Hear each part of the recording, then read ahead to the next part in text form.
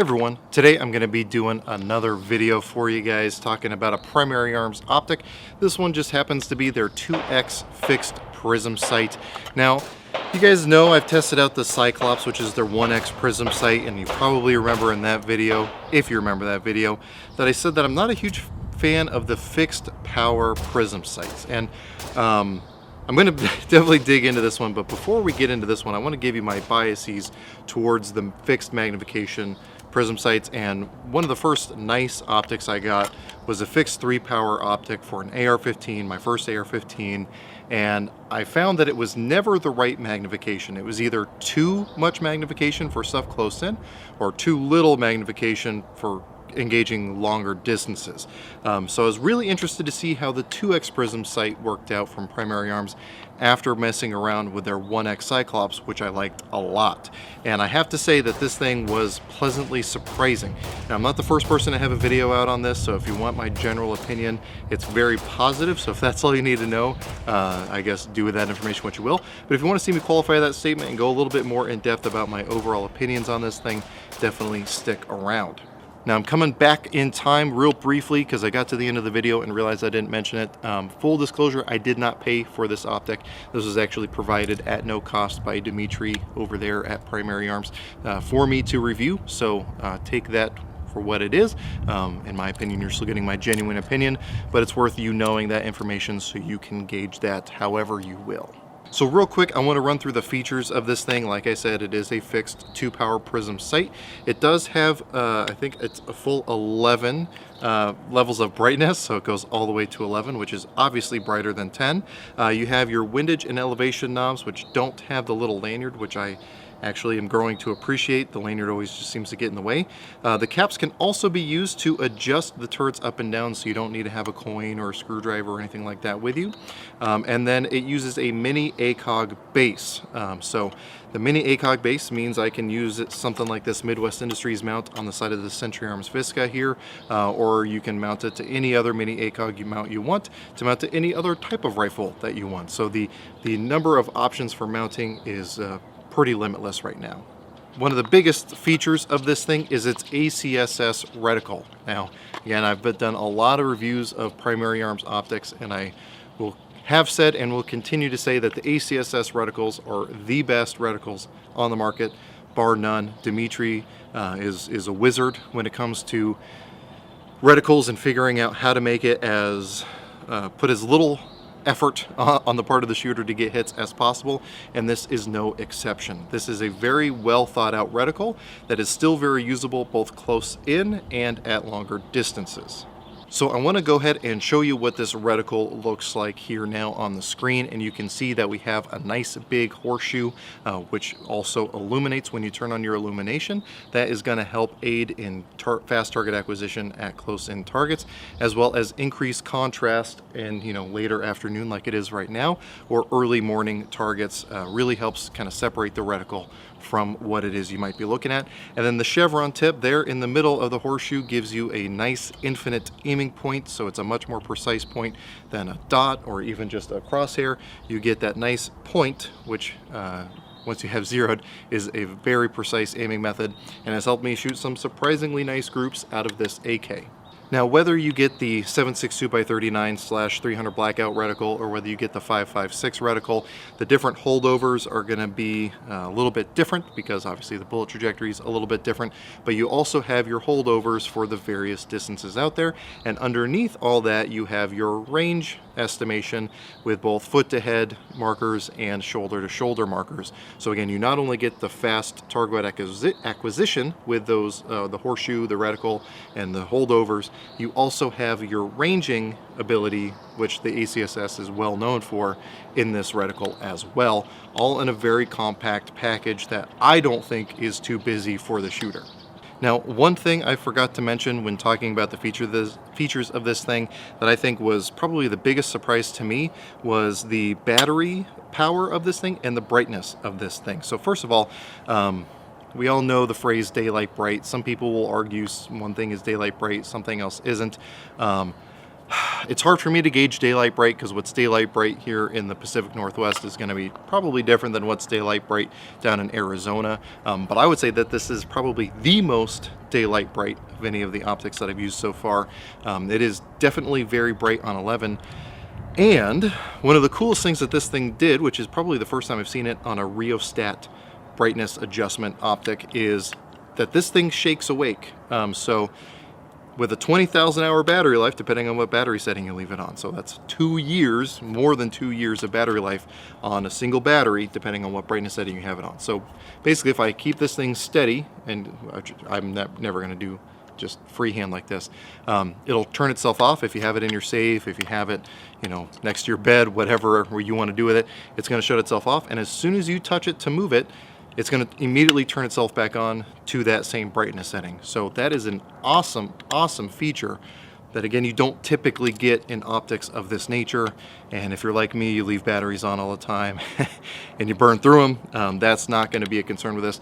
I'm still on the original battery after months and months of using this thing on brighter brightness settings than it's definitely rated for, so it probably won't last the full 2 years with me, but it's definitely holding up very well. And again, as bright as I've ever had an optic be. Now, while this reticle can also be used for 300 blackout, I have used it exclusively on AKs in 7.62 by 39, mostly on the Century Arms Visca here, as well as one of my Arsenal SLR 107s. And I have to say, like I said at the beginning of the video, I'm really, really impressed by this optic. I've been doing a lot more shooting at multiple targets and shooting on the move now that I'm at a different range than I was before. And I really didn't know how well I'd be able to quickly engage targets close in with this reticle, and I can honestly say it hasn't been a problem. I mean, just with a little bit of range time, I was transitioning just as quickly at 15-yard targets as I typically am with a red dot on an AK-47 as well.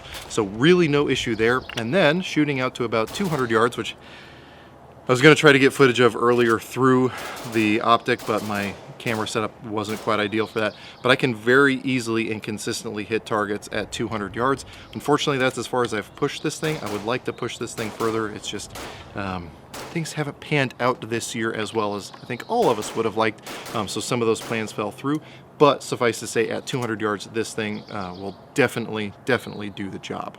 Now, speaking of AKs, we know AKs are known for their inherent reliability and durability, so how about that for this optic? And it may be hard to see from where you're at, but this thing has taken some abuse, and you guys know I'm a big fan of Midwest Industries. I've been shouting from the rooftops how great their products are for years now, and I've also talked about how much I like their AK optic mounts. This thing out-survived the Midwest Industries optic mount. This is not the first optic mount for this thing that I've had. This is actually a replacement sent by Midwest Industries after the first one bent. So if you saw the 5,000 round video I did on the Visca, you know that we were treating this thing pretty aggressively in the last 1,000 rounds, including like ditching this thing onto the ground, doing transitions to sidearms and everything else. And in the process, this thing got dinged up, scraped up, dirty, and it actually broke the mount, but it did not break the optic. And Dimitri did, in all fairness, give me advance warning when he saw what I was doing with this thing. He's like, hey, I'm not worried about the optic, but just so you know, your optic mount's probably going to bend. I thought, nah, I know better than that. I don't know better than Dimitri. Dimitri, I apologize. You know what you're talking about. So this thing's durability, I think, is excellent. Again, I'll probably have rolled in some close-up pictures showing all the dings and scratches and scrapes on this thing, but I just have no concern really over the durability of this optic, as should be no surprise at this point. So some of you may be wondering at this point, if you've made it this far, well, why would I get a 2x Prism sight versus the 1x Cyclops versus a higher fixed magnification optic?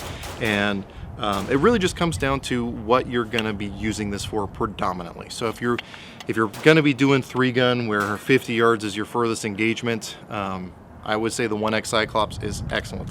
If you just prefer that 0 magnification, or the 1x magnification, I guess I should say, then again the Cyclops is going to be excellent, or red dot is going to be excellent. If you do almost exclusively longer distance shooting, which may or may not be the case with your AKs, again, some of them are definitely capable of it, you might want the larger magnification, but I can say that the 2X Prism is a really good in-between.